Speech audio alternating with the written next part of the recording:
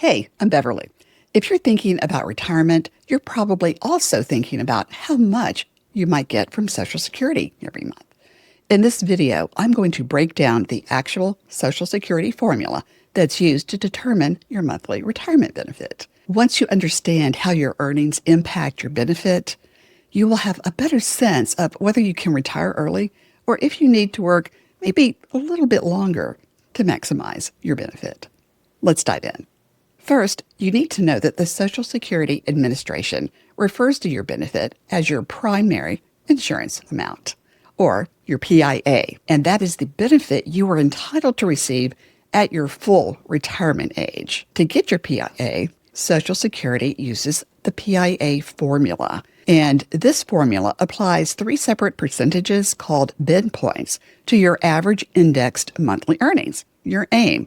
AIME is the most important factor in your PIA calculation, and it's not as difficult as it sounds. To determine your AIME, Social Security looks at each year you worked and applies an indexing factor to each year. This brings your salary closer to present-day value.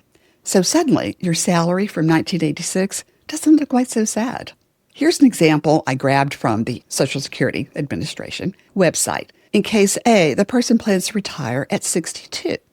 They made $16,196 in 1986.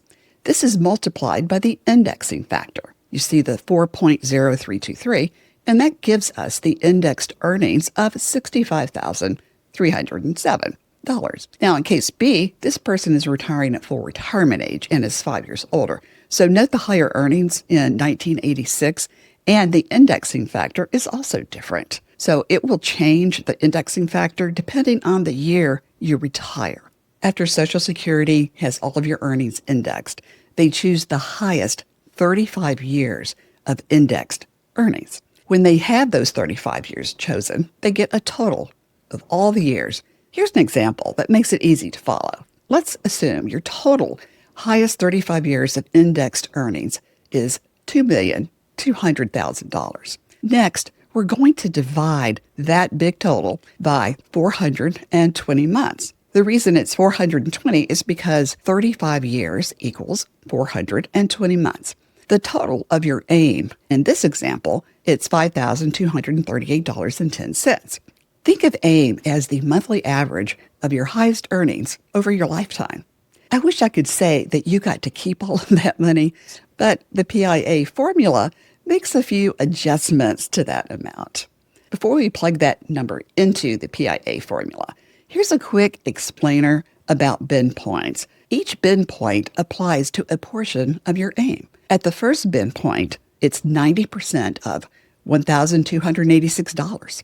The second bid point is the amount between that $1,286 and $7,749, and you get to keep 32% of that. If your AIME is over $7,749, you get to keep 15% of that amount. Can you guess why they're called bid points? It's because when you graph the relationship between your PIA and your AIME, you can see bins in the graph.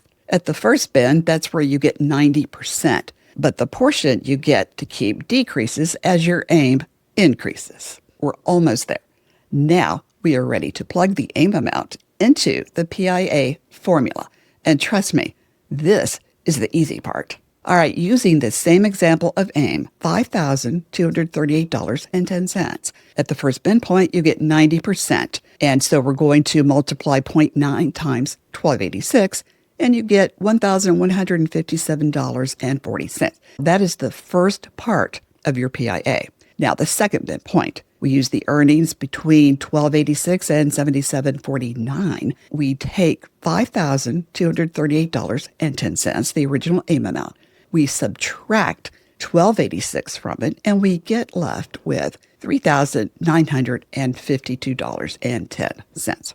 You get to keep 32% of that amount. $3,952.10 times 0.32, 32%, equals $1,264.67. In this example, AIME does not exceed $7,749, so there's not a third bid point. We add the first bid point $1,157.40 to the second midpoint, $1,264.67. And we get $2,422.07. And that is your SS benefit or your PIA at full retirement age. So we talked a lot about full retirement age, which is around 67 now. But what if you retire early at 62? Well, that's next. You may already know this, but you will lose part of your PIA if you retire before your full retirement age, and that is permanent. And you also get more if you delay Social Security until 70.